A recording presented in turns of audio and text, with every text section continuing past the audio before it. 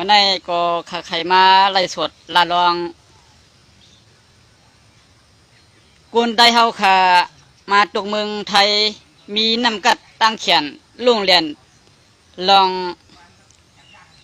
วัฒนธรรมลองปันดินน้ำมันเสร็จแล้วซื้อเสียงลือหลังจอดโต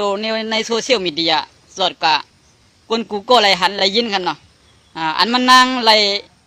ออกมาเสียเดมาลัดความไตอ่อนตังมาสงครามนั้นข้าเขาก็หนึ่งหันนี้ยินจมเตะๆกันเนาะยินจมใหญ่ๆน้ำกัดเขียนผ่ายความไตอ่ำกาเนี่ยกัดเขียนปลาลวงผิวมือลายมือลายสร้างซื่อไหนเลยว่ากวนดังน้ำลายหันยาวก็ยุกยองกันเนาะกามไตดาเกเปิดในอ่ำซีเลยลองดีย้ายในเจ้าขวาบนจุมคาก็ยำห่อกันเนาะกำแนวขาเลยมาหันยิงสาวไตเอาค่ะตกในเมืองไทยกามไทยก็โล่งเรียนกามไตก็กัดเขียนอันวันนั้นไงแก่เด็กๆค่ะเนาะยุกยองเด็กๆค่ะมาถ่อมไปค่ะเนาะก็เสร็จสมบูรณ์แล้วครับนี่ค่ะมีคำถามหนึ่งซึ่งสะเทือนใจมากและผมต้องถามน้องนะครับน้องยังไม่มีสัญชาติไทยนะครับหนูรู้ไม่รู้ว่าถ้าเราเรียนแบบถึงขั้นปริญญาตรีเนี่ยจะมีโอกาสเปิดกว้างมากขึ้นหนูก็อยากได้สัญชาติไทยเหมือนกันค่ะแต่ว่าถ้าหนูจะเรียนถึงปริญญาตรีแม่ก็คงไม่มีตังค์ส่งเนี่ยค่ะ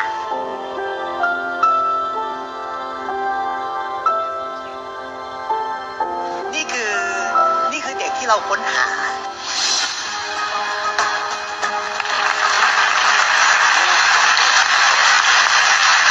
เต้ค่ะเนาะสวัสดีค่ะสวัสดีครับน้อนค่ะค่ะกุนจือสาวน้อนค่ะไอจือเลนจือน้องก็ยาค่ะห้องน้องน้อนสวยๆก็เลยค่ะภาษาเหมือนคนเหนือน้องกอย่าใช่ไหมคะค่ะมาจากจังหวัดอะไรคะนี่มาจากจังหวัดเชียงรายค่ะเมื่อกี้คือภาษาอะไรคะลูกภาษาไทยใหญ่ค่ะไทยใหญ่โอ้โหวันนี้มากับใครคะลูกมากับคุณแม่ค่ะมากับคุณแม่ค่ะนี่วันนี้มานี่เดาทางไม่ถูกเลยว่าหนูจะมาโชว์อะไรคะลูกมาโชว์ปั้นดินน้ำมันค่ะปั้นดินน้ำมันว้าวไปเริ่มชอบได้ยังไงคะลูกคือหนูเข้าชมรมปั้นดินน้ำมันตั้งแต่ป .1 แล้วอะค่ะอ๋อมันมีชมรมนี้ใช่ค่ะเข้าไปแล้วพอปั้นแล้วเป็นไงรู้สึกครั้งแรกเอาค่ะถอดได้หมวกกันน็อกก่อนแล้วค่ะเนาะพี่น้องหัวเดียยำเลยถ่อมเลยหันกันน้ำหม้อค่ะไหนอันไหนค่ะเดี๋ยวมาคุณค่าลองไตเอาขากัดเขียนหมอกามไตโรงเรียนกามไตเสร็จเลยขึ้นยงวิธีปืดกลางให้ว่าคือเปิ้นหู้จักภาษากามไตเฮานั่นค่ะเนาะไม่สงค่าในโป้ค่ะเป็นได้ในหลุไหลนี่นำกามไตอันตั้งค่ะเนาะเราเก่าไรแก่ไรเขียนตึงเดียวค่ะอันนี้ค่ะหันดีเด็ดๆเราเก่ากัดเขียนก่อนไรฮับจุ่มคู่ฮับปล่อยลงเกี้ยวปัวกันนี่น้ำตัวอันตั้งได้กะหายกามเปิ้นตั้งได้ค่ะว่ามันนั่นเปลี่ยนกวนวนไปถึงเย็นวนคำแบบสื่อคือวนคำแบบกามเขานั่นค่ะเนาะวันนั่งสุดในหลุไหลนี่นำภาษากามเขาอันตั้งกันเนาะอันนี้ดีเด็ดๆค่ะนี่เป็นตัวอย่างดีดอนดาโนดแทนคือค่ะเช่นหุ่นใหม่วันเหมือนในกะเขาดังนะอันบาก็เล็กก็ใหญ่มาหนุ่มมาเท่ากันเนาะอันนี้เป็นตัวอย่างดีตอนสวนดีตอนดาก้นกูก็นางคือเขาค่ะเดอ่ำลงอ่ำลืมตัวนั่นไงอันนี้เป็นดีตอนดาปกตื่นลองหนึ่งกันเนาะปกตื่นเสื่องหื้อไงพวกเจ้าเก่าโรงเรียนกัดแขนลองเปิ้นเอาลองวัฒนธรรมของเปิ้นลองพิงเงพิงทุ่งเปิ้นกูซื้อกูลองโรงเรียนก้ามเปิ้นโรงเรียนดิกเปิ้นเยอะเลยตาเจ้าเก่าดีออกมาสิเดลัดก้ามเจ้าเก่านั่น2โรงเรียน5ไหนหลุไหลเรียบเพี้ยนขึ้นกันเดียวกันเนาะป้อมไปโรงเรียนนี่หลุไหลแห้งโรงเรียนเนาะอ่ำโรงเรียนก้ามเอาสิตาในก็ลองมาสงครามในหลุไหลนี่น้ำเป็นคอวันดังสุดกันเนาะอันนั้นหลุใจซื้อโรงเรียนไอ้เปิ้นค่ะข้าก็หนึ่งสังฆอะไรก็อยู่ในเสียงวิธีดีเลยเยอะข้าเด็ดลัดก้ามใต้ดังสุดข้าอยู่เมืองญี่ปุ่นอเมริกันงงเยอะข้าเดินเด็ดลัดก้ามใต้ดังสุดสังว่าข้ามีตื่นดังซื่อนั้นในกันเนาะเปิงเตียกมันก้อยค่ะย้อนเบื้องไหนเลยข้าก็หนึ่งก็เป็นก้นไก่ไล่สดเป็นก้นไก่ลาดเป็นก้นไก่จ๋าเป็นก้นไก่ลาดหาลองป้ายปีญาลองหักซื้อหักคือลองหักผ่าฉากกำลังในข้าก็ลาดมาทั้งนั้นย้อนเบื้องหนึ่งในเลยมือวันที่8อันปนมาในกันเนาะน้องก็อย่าในไหลมาเดือนวันที่8เดือนที่7กันเนาะ2023 ไหลมาขึ้นยงวิธีได้มาเปี้ยเนผิวมือลองปิ่นลองปันดีน้ำมันเฮ็ดมาลองพิงเงพิงทุ่งเมืองจึงไทยจะไหนกันเนาะอันไหนสื่อเสียงลือหลังกันในกำผามันก็กองก้นก็เอากวาดปืนเพเนอเพี้ยนเพจในก็มีหลายๆซ้อมแทงกันเนาะก้นกัดก้นแก่ก้นแขนเฮาปอกมาเหนือเพจเหนือเลี้ยงในก็ก้นอ่านเฮ็ดเพี้ยนเพจก้นอ่านเฮ็ด YouTube อันไรกินเงินเหนือ YouTube ไรกินเหนือเงินเหนือเพี้ยนเพจในก็มีหลายๆซ้อมเข้ามาแทงกันเนาะก้นมีนำกันในมีหลายๆซ้อมเข้ามาแทงกำในก้นอันผิดกันหม้อกันเสียเลยตื้อกันยื้อกันพันกันแหมกันตายในก็อันนี้ก็เบิ่นกะเอาข้อมูลมันมาเบิ่นกะเอาแคบหางมันมาเอาอย่างมาตัดต่อเอาเสียงมาตัดต่ออันนี้ก็เบิ่นไรกินมีหลายๆซ้อมแทงกันเนาะกวนมีปิญญาปุ่นตาเฮ็ดเพี้ยนเพจ YouTube นั่นไหนเปิ้นมีหลายๆกำเหลวกะเปิ้นมีหลายๆกินกำเหลวอ่ะเนาะเปิ้นมีหลายๆกินยาวไหนเฮาซ้ำสองมีหลายชั่วมาไหนอันนี้หลวนขึ้นกันเนาะบ่เฮาข้ามมีหลายชั่วไหนเฮาข้ามมาเปิดหูเปิดตาให้กวนนั่งนำเป็นตัวอย่างลีเหมือนหนังเฮาไหนก็อันนั้นดีขนาดกุ้ยก็อันเจ้าเก่ากะเฮ็ดอำเลียมงามสิได้เปิ้นมาเอาต่างลงเหนือเพชรเหนือลายสิได้กุ้นนั่งนำอันกันหันอันกันเชี่ยกันหนาหลาเนี่ยซึ่งนั่นก็เปิ้นทำไรกินมีหลายๆเหนือมันแทงกันเนาะมีหลายๆจังเปิ้นไรกินยอดไรมันกันเนาะย้อนเปิ้นไหนเลยกับหวานโซเชียลมีเดียเนี่ยซื้ออันเปิ้นหมอตัดดอกซื้ออันเปิ้นหมอเอาลงใน YouTube หมอเฮ็ดแผ่นเพจอันมีคนตัวมันนำนั่นนี่เปิ้นมีได้อะไรกำเหลวกันเนาะเปิ้นได้หากินเหนือ Facebook กันเนาะมันก็เปิ้นหาเปียหาเลี้ยงกินน่ะก็ไว้กับเปิ้นหาเก็บเอาข้อมูลต่างอันต่างอีเสียมาต่างลงเหนือเพจเดียวมีหลายคนส่งตัวน้ำมีหลายคนส่งถอมน้ำเปิ้นเดินเอากับต่างเดียวกันเนาะเป็นจังได๋อันว่าเปิ้นป้าเฮากันเนาะเพราะว่าเฮาไปยามหันไปยามยินเฮาใครถอมเฮาใครตัวเผาเอาลงมาเกี่ยวไผต่างลงเกี่ยวใน Facebook มันเกี่ยวใน YouTube มันเกี่ยวเพราะมันแม่นขู่แม่นตาแม่นจ่าเฮาเนี่ยเฮาถึงกดไลค์บันเดียวเขามีหลายๆก็เฮาก็ยินจมต้องเขาสั่งว่าคำเฮ็ดมาสั่งคำเอาต่างมาสั่งคำเอาแคบหางมันหนีมาเฮาหากลมไรหันอันเขาคัดใจซอกหาบ่เป็นกำไดก็ซอกหาแคบหางซอกหาเสียงกูซื้อกูร้องนั้นให้บ่เปลี่ยนมาดีอันดีถ่อมกะดีด้วยป้าแทงอันนี้ก็เลยว่าเป็นน้ำกัดตั้งแขนโกนหากินในเพจบุ๊กกันเนาะหากินในเพจบุ๊กและเพิ่มไรซุ้มเพิ่มไรเสียงนั่นก็เกี่ยวค่ะเพิ่มไรเสียงเงินจอมเขาเพิ่มไรเสียงเดือดเสียงตัวจอมเขานั่นเปียงค่ะเกี่ยวไว้การมังลองมังไล่นั่นอันเตรียมดีเอามาใส่อันนั้นดีมาตื้อเลยเป็นลองยบย่อมตอนตาขนาดเดะดีเงินเบียกันเนาะไรเงินมาโหล้านโหแสนเกี่ยวอย่าเปียวมาต่างเนื้อเพี้ยนเพจเราเก่าอย่าเปียวมาต่างเนื้อYouTube เราเก่ากันเนาะซื้อในใครผักถึงฟองย้อนไหนแหละมาตรงตักกันลองอันไตเอาขาดดวกเมืองไทยก็มีคนกัดคนเขียนดวกเมืองจากบ้านอเมริกันก็มีคนกัดคนเขียนไตเอาขาดดวกเมืองมาเนี่ยก็มีคนกัดคนเขียนอันโรงเรียนผายมันผายภาษาอังกฤษไตเอาขาในดวกอยู่เมืองไหนก็อันกัดอันแขนนำนาค่ะกุ้ยก็ลองกัดแขนเท้าขาในช่ำเข้ากันค่ะนี่มันเป็นแขนผายแขนมาเนี่ยแหละเหมือนจะบนแขนอ้อยกันในแขนมากก็หักกันปิดขึ้นเป็นยังไงพ้องกันเนาะย้อนไหนแหละมาไล่สดคำไหนตันอีกนึงเนี่ยมาตรงตักอ้อยก้อยเสียเขาเหนือเพชรเหนือเลี้ยงกันเนาะรู้สึกชอบค่ะชอบตั้งแต่ครั้งแรกเลยล่ะค่ะ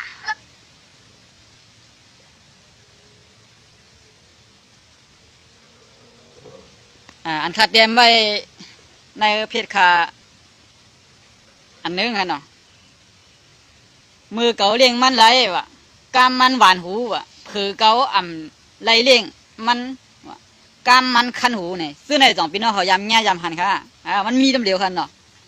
กวนเอาขาแน่มันก็มันกวนในมือขาไรเลี้ยงมันมือมันยำไรกินเจ้ามันได้อาโลกามบานหูนะคะ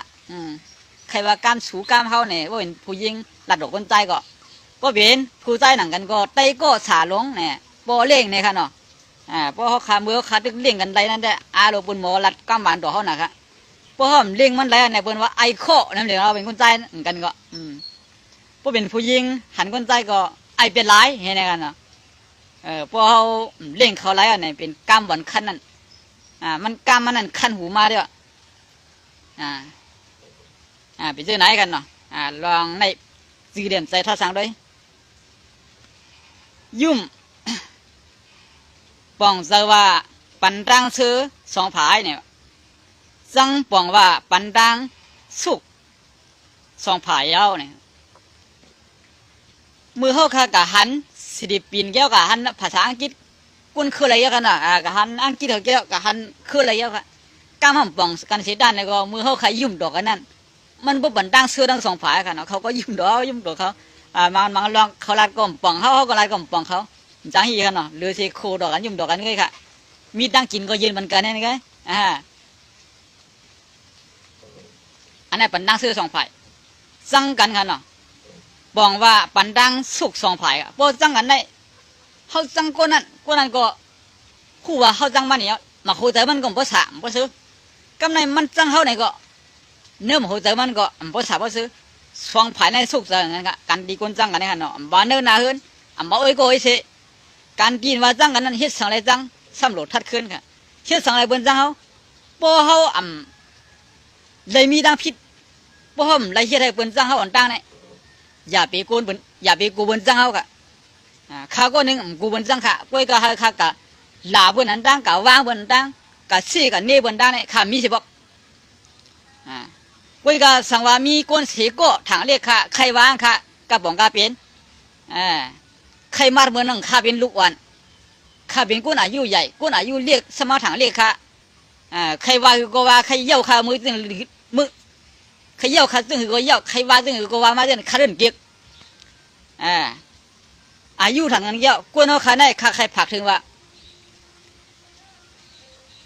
ปมีเด็กแก่สั่งสอนตาเตเย่ากันตาเตหยอกกันได้อย่าไปเย่าหยอกกันได้สิกวนเอาข้าได้เติมลีได้สิเจอเนี่ยมันใครเย่าหยอกเบิ่นได้สิกะมือเย่าหยอกกันก็มีมือลีกันก็มีมือมลีกันก็มีเดียวย้อนเบิ่นได้แหละกวนเอาข้าได้ตาเตเย่ากันมันก็นี่ย่ามึงต้องไม่เข้ามาทีนึงดีเย่าเขามือมันใครนอนตีนึงดีเย่าเขาดีเย่าดีหยอกกันค่ะมือมันสุกใส่มาเสียลองให้เบิ่ง1 5นี่ก็อันนี้ก็ดีเย่ากันครับอันนี้ใครผักถึงกวนอันไปมีดังหูค่ะเฮาเกี่ยวกับวนเฮาเกี่ยวกับเป็นตอนสอนการตีอันว่าใครเย่าใครหยอกกันนั่นแต่ว่าหันหน้าดังมาเลยก็ใครว่าใส่ใครเย่าใครหยอกอะไรเสียนี่มันเอาม่วงลืมไปเรื่องนั้นมันดีค่ะกวนเขาขาในลืมหน้าอย่าไปลืมใจวะใจมันในเขาขำหูแต่สิกะน้ำมันในเขาขาหันมาเลยก็เป็นนาก้นนั่นแต่สิกวนเขายามเย่ามันกันกวนยามบางมันแต่สินั่นนี่เสริมมันดึงลีแต่สิกะน้ำมันได้เหมือนเก่าอยู่แต่สิที่ต้านนี่ก็เนื้อเสือเนี่ยเหมือนเก่าเขากวนนั่นนี่ยันไปไหนลองการเย่ากันหยอกกันการตีอันผู้จักจันทันเปิ้นเป็นก้นกี่เขาเป็นก้นรุ่นหนุ่มมันก็ให้เขาใครกล่าวว่าเปิ้นก้นกี่ก้นเท่ากะว่ากะเป็นเนี่ยเปิ้นห้องว่ากวนมีต่างหูค่ะเปิ้นห้องว่ากวนมีเย็นเยมูค่ะกำไตเอาว่าอย่างกำไทยก็มารยาทค่ะเนาะมีเจ้าไหนอันนี้ใครผักถึงซื้ออันไปบ้นปองค่ะเนาะซื้ออันบ้นปองก็เลี้ยวค่ะ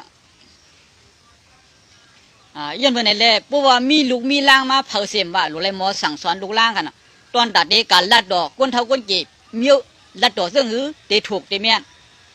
ซื้อในเขาขาดหลุดเลย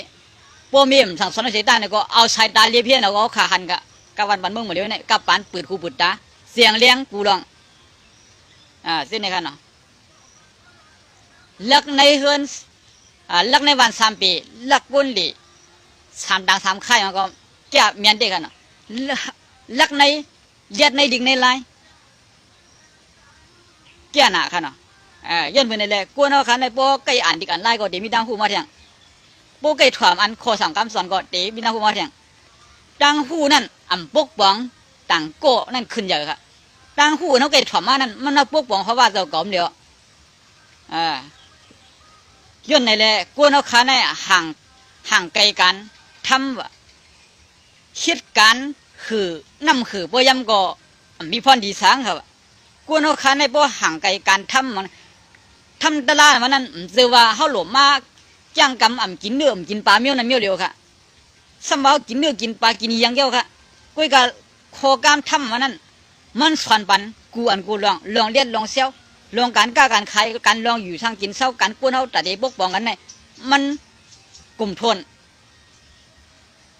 มันเตรียมโทนนี่นะค่ะย้อนในเละกวนเอาค่ะ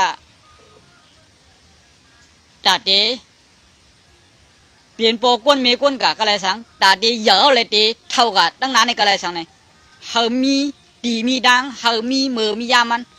การดีเตะรักษาการตัดเตะเชื่อกันเน่กันเช่นนี้ก็หลวมมีขายำมันเล็กตื่นดังมันผ่องกะ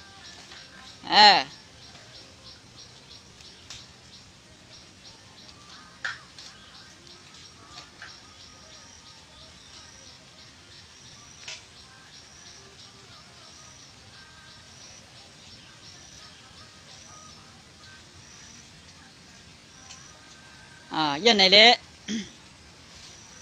พวกเขาขายเฮ็ดผิดกว่าเฮ็ดอำดีกันนะเปิ้นว่าป้อมสั่งเมมสอนโยเป็นลูกพ่อเป็นเมียพ่อนี่เปิ้นมีมาป้าบอกว่ามีเนี่ยยันไหนเละกวนเอาค่ะมือเขาค่ะมีด้วยโกอันเป็นเจ้าเป็นคุณจะในกะไรสังมือเขามีด้วยโกอันมีสั่นซึกเจ้าซึกเจ้าหันหนูซึกเจ้าซึกเจ้าหันจนหลงจนกะไรสังนี่มือมีเฮา2 โก้ 3 โก้ก็เยี่ยวกันจะเห็นอะไรครับมืออันมันกว่าอยู่ในกีกังก้นนำเสร็จแล้วลาดการด่าก้นนั่งนำนั่นอย่าปีกาลื่นเขาไกนั่นค่ะหลุเล่นนับยำเขาออกกีกังก้นนำนั่นนะบ่ฮู้ใครตัวนั้นเป็นก้นเอาหน้าเอาด่ากันก้นปั่นแห้งกันลวงอันเตปกป้องก้นกะค่ะสังว่าก้นนั้นตึกกะคิดปังกลุ่มเสล็กด้วยกะข้อผ่ายการวานการเมืองกันซื่อกันคือไตโกอันยำเย่ายำหยอกกันนั้นไม่เย่ามันในกี่กังคนนำดู2 ปนดียุ่มยำก้ามันหรือ2 ปนดี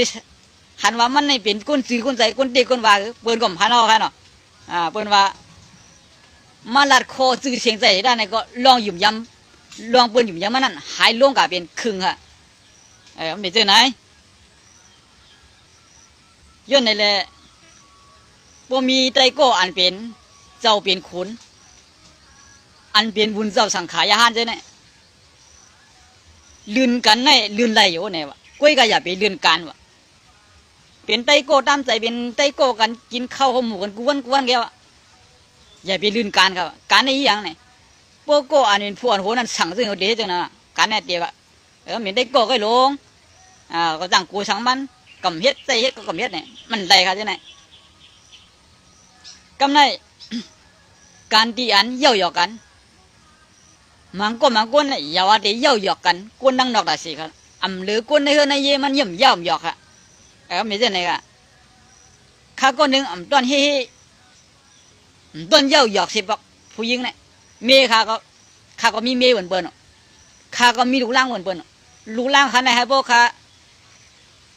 กะเฮ่แต่เสียมีกันนะให้เย่าหยอกมีสิบอกค่ะมือเขาก็ใหญ่มากค่ะหนอนคลันมือเขาก็เรียกมือเขาเป็นมรกรรมมือเขาดึกเป็นลูกอ่อน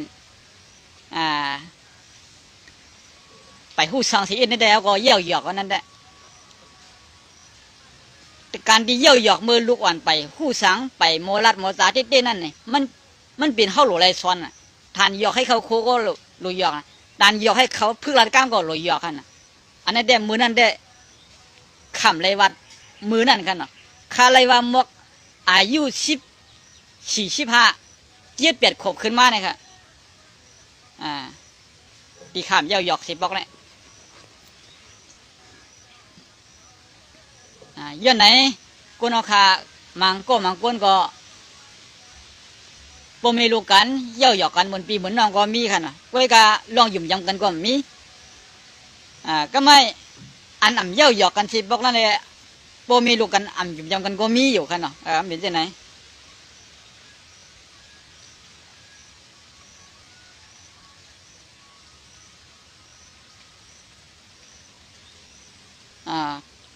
เปลี่ยนขหันเพชรเจ้าคู่ค่ะเมืองหนองผิดหมอกถึง ดึกโซนถึงตะกาพี่น้องมึงหนองแลพี่น้องตีจำตีไก่ตั้งเสียงยังอันปุ่นตาเปลี่ยน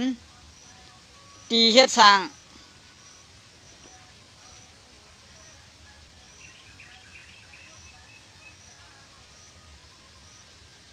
ตีเฮ็ดสร้างกุมกันเนอกันดิกลาย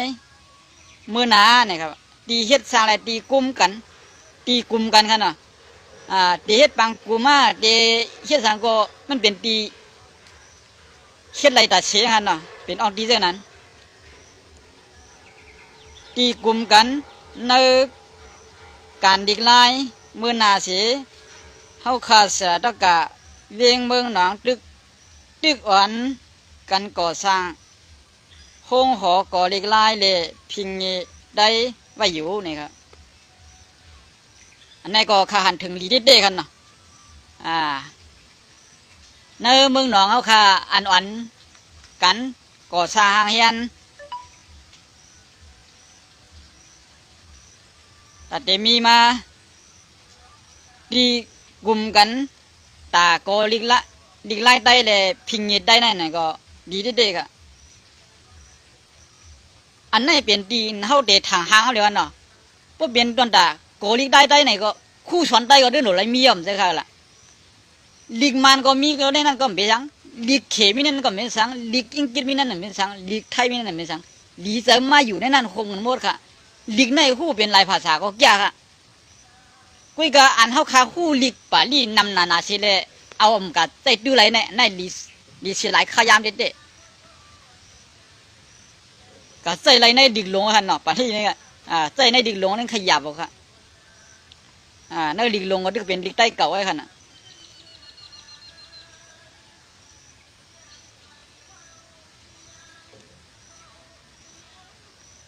เจ้าครัวค่ะสิงเจ้าสิงตามายะเมืองหนองนี่กันเนาะเบอร์โทร064 643 4610นี่ค่ะ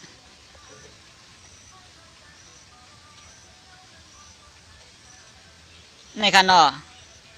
องหอองเฮียนในเข้มแก่ค่ะ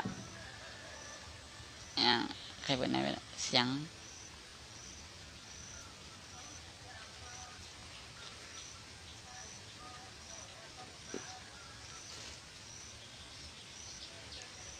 โอเคยันเปิดไหน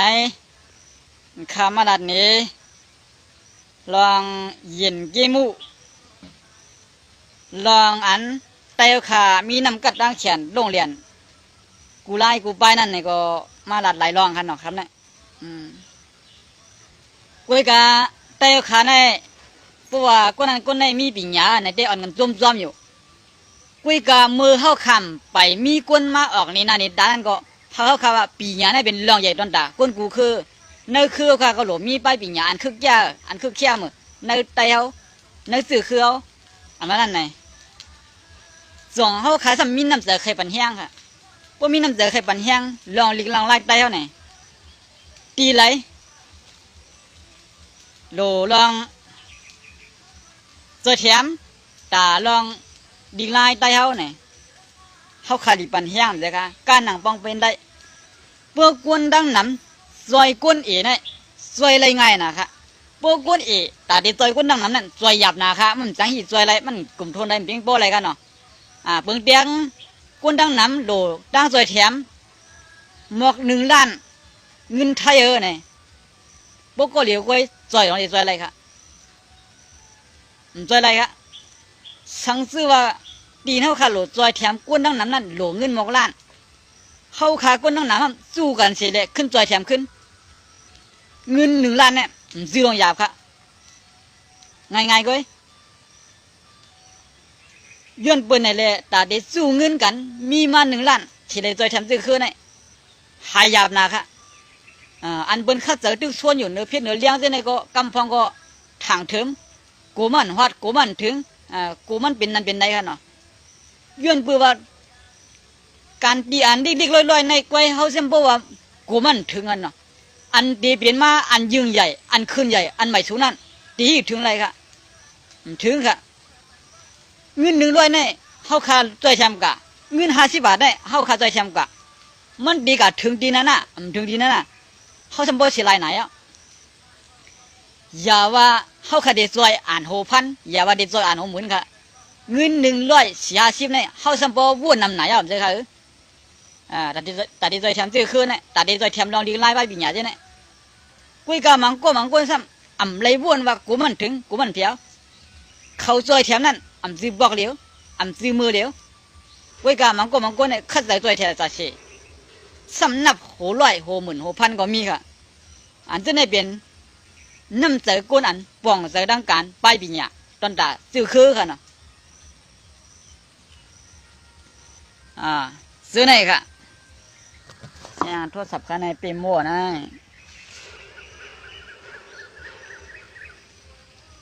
ดังนั้นก็ใส่ไพ่ไว้นี่ดังนั้นมีไพ่อะดังไหนจะมีน้ำกันเนี่ยมีเช่นกันไว้เพราะมันถึงกันเตือนกันก็ไพ่ก็ปวดค่ะก็ไม่ไพ่ก็เอามาขวดน้ำให้น้ำย่อมกว่ากันเนาะมันเป็นไงค่ะเอาค่ะมาส่งกูก็ค่ะเนาะตีนขมาถมมายินมายกมือปั่นอันขาลัดเจ้านายข้าก้อมใจโกนจ้าโกนเขียนอีสังข้าเป็นโกนเกลัดก็กันเนาะมาปองมาอะไรไล่หันอะไรก็ในองค์ในใส่ในใครมาลัดลัดเยอะบนเดเอาห่มเอาบนเดถอมก็ไม่สังกะ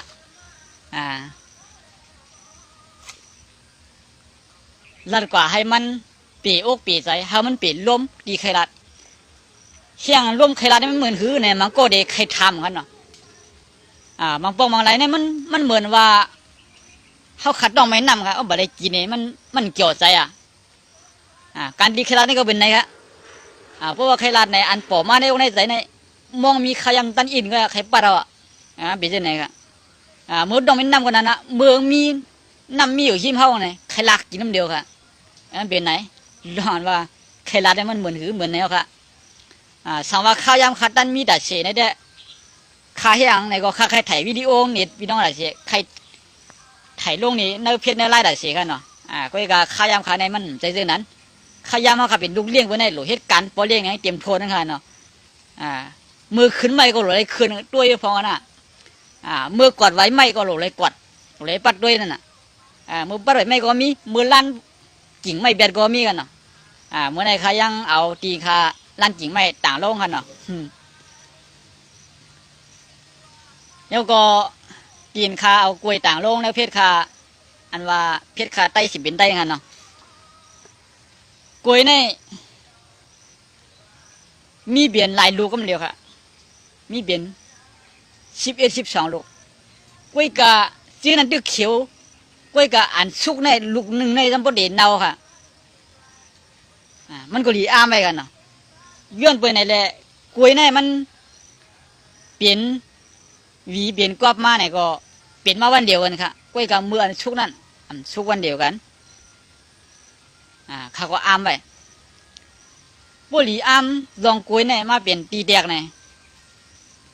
กุนเฮาค่ะเกิดมาวันเดียวกันมังโก้ก็มีดังหูดังหันติเดียวอะมังโก้เป็นกุนเป็นลายกันติเดียวอะอันไหนเป็นเปิงแดกมันเดียวกันเป็นดีบนใจใหญ่เป็นดีบนมุงมองว่า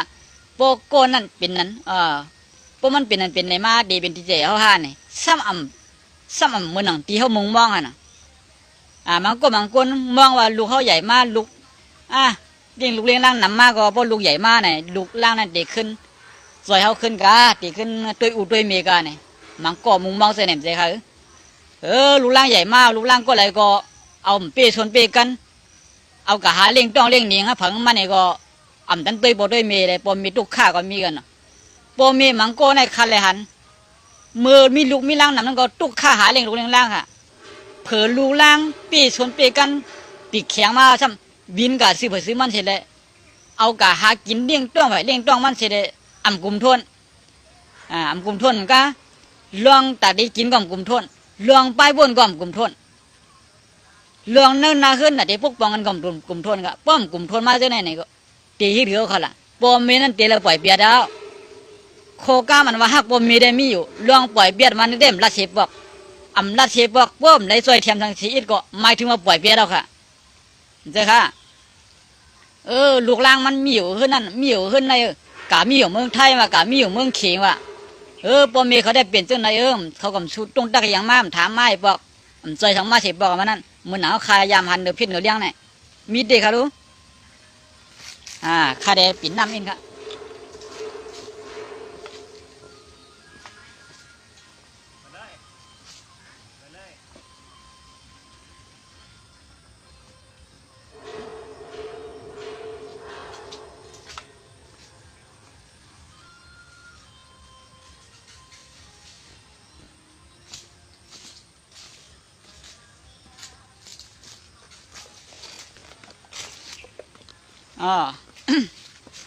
ย้อนไหนเตียนคาลัดที่ไหน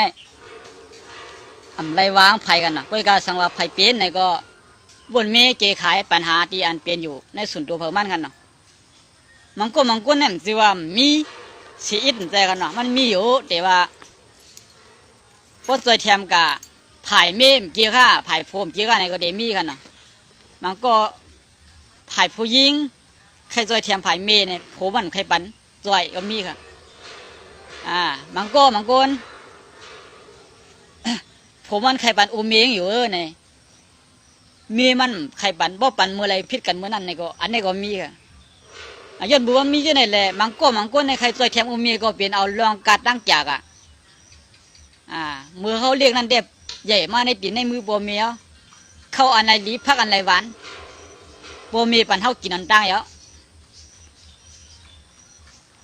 ปูมันไปหรือลูกหรือล่างเนี่ยบ่มีต้นได้กินกันกุยกะเขาใหญ่มาเสียแล้วกำไรเข้าอันไรลีพักอันไรหวานสองเขาขาซ้ำวนว่าเขาบ่มีอะไรกินดังกว่าเนี่ยสองวนค่ะเจ้าไหนบ่มไปไรวนเจ้าไหนก็หมายถึงว่าเจ้าเก่านั้นปล่อยเบียดบ่มีก็ว้าวค่ะย้อนไหนมังกรเพราะว่ามาอยู่เมืองไทยพวกเงินเดือนออกมาก็เตอ้วนบันเตอ้วนบันเมเนี่ยมันก็บ่วนไปเหมือนกันเนาะปืนไปมาย้อนเนี่ยก็บ่คู่กันน่ะตั้งคืนนั้นมันเตรียมทวนน้ำเตรียมทวนคู่สิมันกันขึ้นเหมือนมันพวกเรื่องน่ะคืนน้ำเตรียมทวนไหนคำมาย้อนก็บ่คู่คำเขาหลูใจลองเงินน้องต้องเนี่ยมันหลูหางแห้งไว้ตัดเตอ้วนบันเอากันเนาะเป็นจังไหนย้อนไหนเลยกูเอาขาตีอันก็ใหญ่มากเสียเลยเอาจางตัวแชมบอมเบนั่นลองจับมันเต็มมีเป็นหลายเมียวกันเนาะมันก็ผ่อนรถผ่อนกาอยากขึ้นนะรถกาในก็บ่มผ่อนซื้อก็ต้องเป็นเตียนโลกาเหตุการณ์หากินเองต้องว่ากลุ่มกำส่งเบอร์ดีขึ้นก็โอนเบอร์ดีขึ้นก็กำรถกาในบนนี้มาหิมกับมันมาที่มากกว่าขึ้นบนนี้มายึดขึ้นเนี่ยมันเป็นเจ้าไหนซื้อในก็เลยว่นมังกรซ้ำดูล่างอยู่ในเมืองไทยทุกข้ามในสมบูรณ์กันเนาะอยู่ในเมืองไทยเลยโลย้อนเอาก็มีกันเนาะบนตาลูกตาล่างอยู่ในเมืองไทยเสร็จเลยย้อนลูกล่างได้สิปันดังหยับขึ้นลูกล่างได้สิก็มีกันอันที่ไหนก็มีปันน้ำมีมือโป้ปันน้ำมีมือสุดมือเชียงที่ไหนก็มีกันมังกรซ้ำปันเสียบอกหายจีบหายจ้อยซื้อเชียงก็ปันออกข่าวเงาก็ปันออกตายดีว่าในก็หูที่ไหนก็มีกันกูนเอาคันในเมืองคงกลางกับปัญญามเดี๋ยวนี้มันมีจอดมีเจย้อนตัวมีจอดมีเจเลยเพก่อนน้ำกันเนาะเพก่อนน้ำเอาคาไรยินก่อนน้ำเอาคาไรหันก่อนน้ำอีซองละลายกับหัวปนมาต่างลงเนี่ยมันนำหนาวกันเนาะพวกขามาตัวในโลกโซเชียลเนี่ยเมืองหนังเขาขาหันในกำผาในสอดมัวเราค่ะเมืองเปิ้นเหมือนหือเปิ้นมังกันห้ามกันจึงหือเปิ้นตึกกันยื้อกันจึงหือเปิ้นฮักกันเมืองหือเปิ้นเตียงเปิ้นเฮ็ดบ่อยสองมังกรจึงหือเปิ้นเอากันสิได้ไปก็คือเปียดกันเมืองหือเขาซ้ำเอากันไปก็คือเปียดกันเมืองหือนี่ก็อันไหนเขาขาหันนำหนาวค่ะเนาะก็ไม่มังกรพิษกันไถ่ลงในพิษในไรก็มันเมืองหือเนี่ยหันนิดเดียวมันหันต่อทันเจน่ะค่ะเนาะย้อนมันนั่นแหละเขาอยู่ดีเก่าทีเดียวไล่หันเจไล่ยินเจป้อข้ามหมดด้วยไล่ตั้งหูป้อห้อมข้ามหมดด้วยก็ซุ่มข้าวยำไปละลายป้อห้อมหมดถ่อมก็ไล่ตีอันว่าปืนเสียเก่าปืนเน่เก่าไล่ตีว่าทีนี้ พวกเขาหมดของก็อ๋ออันเปิ้นลาดมานั่นเปลี่ยนตีนเปิ้นสอนเก่าได้เฮ็ดให้เก่าคู่เฮ็ดให้เก่าเลียดเฮ็ดให้เก่าป่องเสือนี่เป็นเรื่องไหนกันน่ะเรื่องอันกู้นเขาขาดถ่อมตาลาอันเจ้าคู่เขาข้อมานั่นเป็นเปียกเหลียวกันเป็นโหเหลียวกันเป็นคอเหลียวกันก็เพราะว่าเจ้าก็เอากับวัวน่ะเหมือนกันได้มันเหมือนกันน้ำเดียวกันน่ะกู้นึงเอากับวัวว่ามันเชี่ยลงได้กู้สมะเอากับวัวสมะอันไหนมันมันมีปัญหาได้เป็นคอเหลียวกันเป็นเจ้าป้าเหลียวกันสีด้านนี่ก็ปนในออกไปบนเอาขาเอากับเจ้าเหมือนกันเอากับวัวเหมือนกันได้ตีหันเผยหันมันนะกันน่ะตีหันเป็นก็เชียนตั้งอ่ะก็สมว่าประมาทัดด้วยว่าในข้อสั่งสอนพระราชเป็นเจ้าหน้าเล่าดีกินยามดีสูดีเปียดแดนเบิ้นดีลักเบิ้นดีกวดเมเบิ้นก็อันตึกให้กวดเมเบิ้นได้สองที่เมียนเจ้าเมียนเอาน่ะก็อันตึกให้กินเหล้าอย่าไปกินเหล้าเดี๋ยวเมียนเมียนค่ะก็อันเอามาบ่นว่าตาล้านว่าอย่าไปกินเหล้ามันก็พวกกินเมามาหนาล่านี่ก็เป็นพรจัดตอนนั้นก็กำเดียวง่ายอันนี้ก็เป็นอันสวนขึ้นเลยค่ะล่ะพวกบ่นป่องอย่าไปกดลูกถูเมเบิ้นมันบอกกับกดเมเบิ้นนี่ก็เจ้าโผนั่นเดี๋ยวจะใส่ค่ะผู้ยิ่งก็กับกดโผเบิ้นนี่ก็ก้อนเป็นเมียน่ะต้องสาใจเขาอำชาขนาดนั้นเพราะว่าอันที่ว่าอย่าไปเฮ็ดเลยเข้าเฮ็ดกันนั่นไงก็ในถึงที่ว่าเมียเขาหูมาผู้ยิ่งกดโผเบิ้นในกันเนาะเมียหูมาก็เมียมาหลาถึงขึ้นถึงเยี่ยมาหลามาปอมาเหี่ยมาปิดเหมือนเอาคาหันปืนไถลงในเพี้ยนกันเนาะอันว่างไก่ชิมโผบนแลห้องล้นกะไก่ย่าน้ำตาปิดเหี่ยมนั่นเจนก็มีค่ะกำไรกะกดโผเบิ้นกันน่ะกะกดเมเบิ้นค่ะเพราะโผงหูก็จองดีค่ะย้อนปืนมันอ่ำลีแหละโคสั่งสอนพระราชเป็นเจ้านะเขาเงืองวีกะพวกเขาเงืองวีอะไรก็มันเลี้ยวค่ะลองบนเดมาจังเขาลองบนใครมาถือคอใครพันคอใครเหี้ยมันตายออกเดมีเอาค่ะอันนั้นเป็นอันสอนมันน่ะก็ไม่กลัวอันว่าโลเพราะว่าอย่าไปกดเมเปิ้ลไหนก็ฉันบอกอังกดดีๆนะผู้หญิงก็พ่อมาโผมันก็หูถ้าเป็นจู่กันมาเข้าหึงมันก็เดี๋ยววนเจ้าไหนกันน่ะพวกวนเจ้าไหนก็มันเมียนเอาค่ะอันว่าอย่าไปกดเมเปิ้ลก็เลยอย่าเปียดแดนเปิ้ลพวกยังว่ากลางเสริมมันยำเปียดยำแดนเปิ้ลมากอยู่มันพยายามเปียดกินหลายๆปลายมือยำที่กลมมันพยายามเป็นก้นหมอเป็ดหมอแดนเสียอะไรกินมากเนี่ยพวกมันมาถ่อมเงี้ยจะว่าอย่าไปเปียดแดนเปิ้ลเลยสองมันซ้ำเมียนใจเขาละเมียนยาวย้อนเปิ้ลนี่แหละตาลาคอเดียวกันโหเดียวกันก็พวกเขาเอากัดถ่อมเหมือนกันเนี่ยเป็นตีอันเขาว่ามันลีในขนาดเนาะเมื่อนั่งคำอะไรก็นั่นนะป้อมหมอถ่อมก็ว่าใจสองเมืองเจ้าชนกุยมาในมันมาหลัดกูว่าในอารมณ์เมียนหูเมียนเข้าหูเมียนใจเขามาญาติตั้งกินเขามาญาติตั้งกะเขาอันก็ว่ายามซอยแถมปอมมีที่ไหนก็ตั้งกำยามในซอยก็มันมาวางเขามาวางในมันจุกหูจุกใจเขาเนี่ยในก็เดี๋ยวมีกันเนาะใครซอยก็ซอยจะอูก็นังมีก็นังมันก็เดี๋ยววันไหนก็เดี๋ยวมีน้องใจอูมีมากคือในก็เดี๋ยววางเนาะยังบนไหนเลยอันกวนเขาค่ะ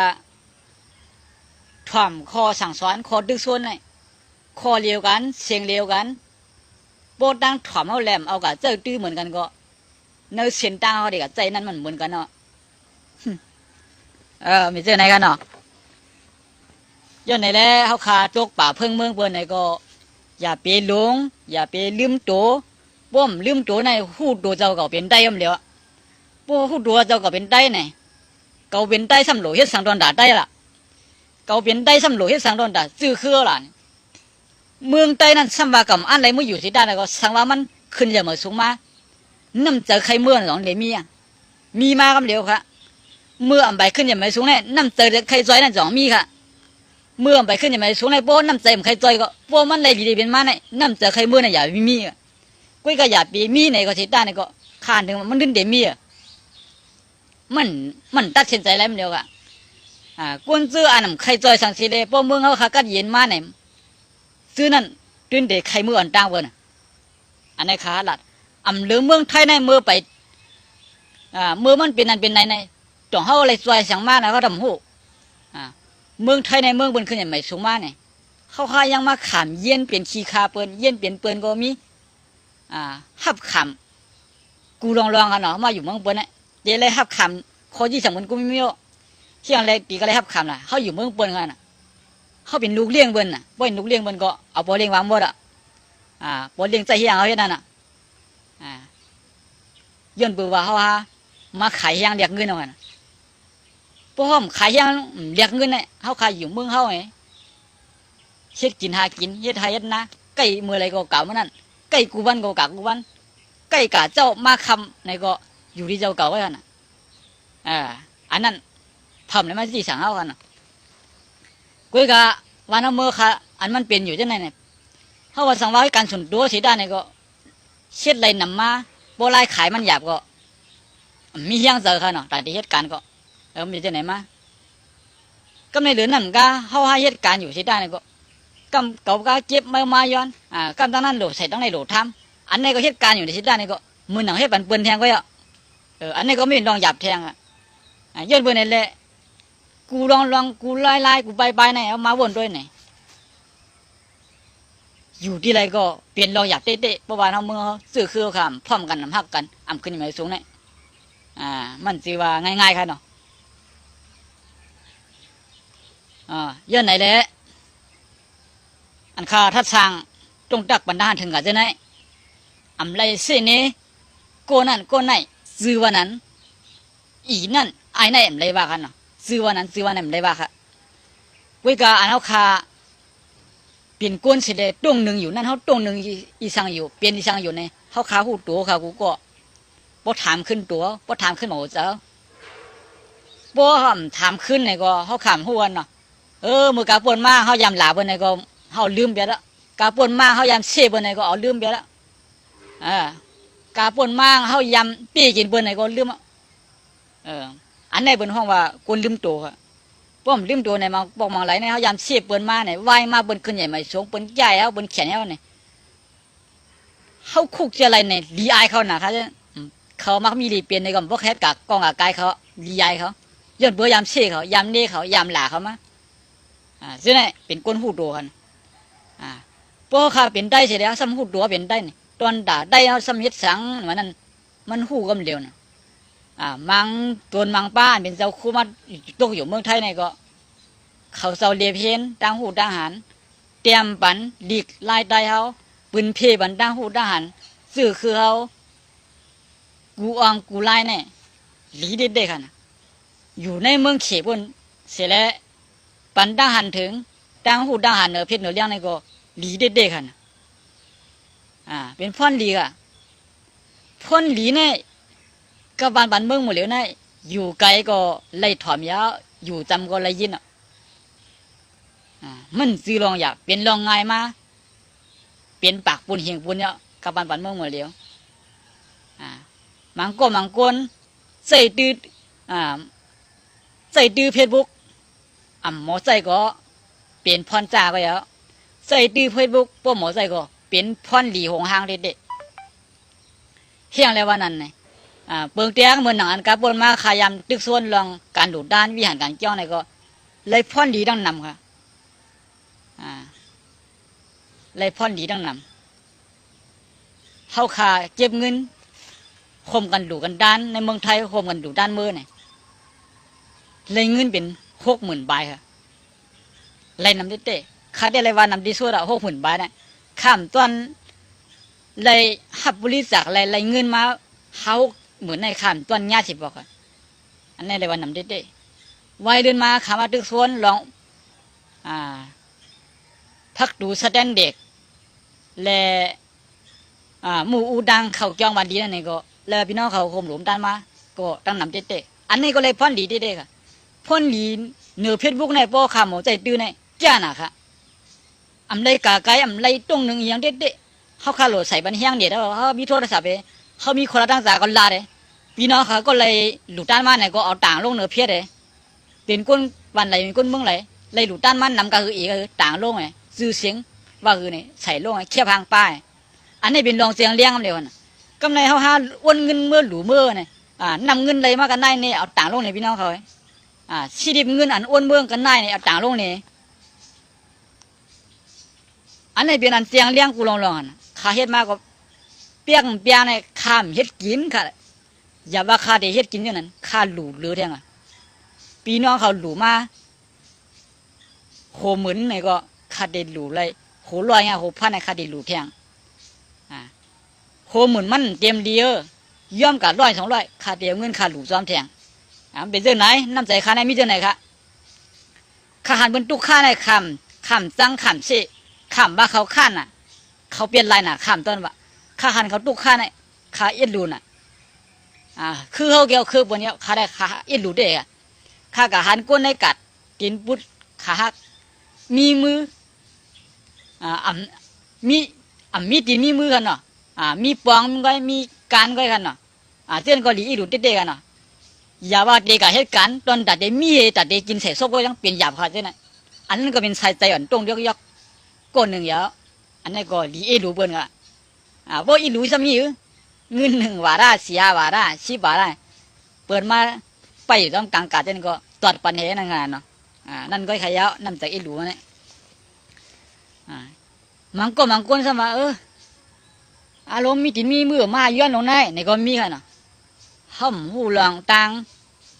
หยับขึ้นเปิ้นกัน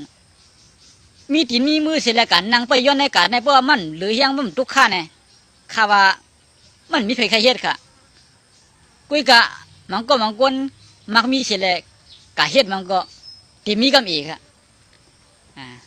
อันเป็นสังว่ามันมักมีแหละมาให้คนขอคนย้อนก็มันหมั่งกะลามันโฉกเจิกจังนั้นสัตว์นามามันเดลูกข้าหมดนั่นค่ะเป็นสังพอข้าว่าหันว่า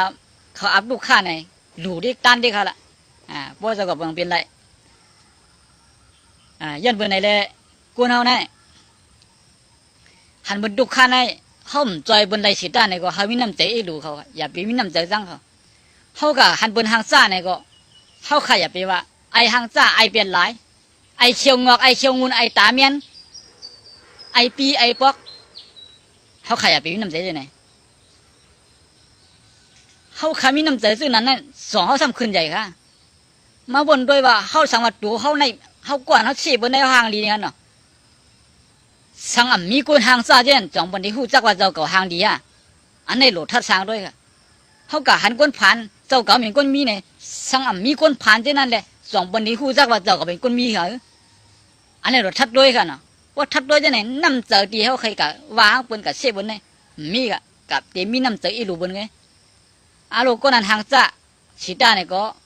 มันดีคอยบนหางดีอยู่โยมจังเรียกไรมันเกิดป้ามาขุนจิกยาจอมยาก็ไล่แทงกันเนาะเพราะเกิดป้ามาอัมบาตาเมียนอัมบาซบเวียงอัมบาเขียวงอเขียววางกันเนาะจังฮีกันละมันก็เกิดมาเลยเขียวมีตัวว่าเท่าก็มีกันนะมีเพอใครเป็นข้าหางจ้ามีเพอค่ะใครมีเพอเชก็อันนี้ว่าเขาใครผ่านใครคันใจใครตุกข้ามีเพอกุนกูก็ใครอยู่ดีกินดีใครอยู่ดีกินฉะใครการรถมาดีกูขิงข้าวยำเหมือนกันกูก็ก้อยกามันก็มันทบยาในส่วนเรื่องนั้นทบยาตีอันใครกามเลยกะใครกินเลยกินใครนอนเลยนอนมันก็ทบยาเรื่องนั้นพอทบยาเรื่องนั้นไง1 เหลือแน่มันมาฐานมันเป็นปีโป้1 ปีเนี่ยฐานเป็น10 ปีค่ะกวนขาดทบยาเรื่องนั้นกันนะพอทบยาเรื่องนั้นย้อนบนนั้นแหละอันกำพองอันมักมีดีเปลี่ยนใครกะมืออะไรกะใครกินมืออะไรกินใครนอนมืออะไรนอนนั่นโป้1 ปีเนี่ยมันมาฐานมาเป็น1 เดือนก็ได้กำไว้ค่ะมันเจียวน่ะขยำมันเจียวน่ะดันหูด้านหลังย้อนเบิ่มตุกข้าแล้วมันเกี่ยวกันพวกเกี่ยวนี่มันหันว่าขยำมันไว้ค่ะเนาะมันหันว่าขยำมันเทิงค่ะมันหันว่าขยำไว้มันเดียวค่ะด้วยค่ะละมันก้นเสื่อเบิ่นไรอยู่ดีจินเกี่ยวนั่นเขาก็เด็ดทำกันเขาว่าไปตั้งหูด้านหันบ่ด้านไรถึงครึ่งเหลือเนาะไปตั้งด้านหันบ่เด็กเชียงเหลือเนาะไหนก็เดมมีกันเนาะอันว่า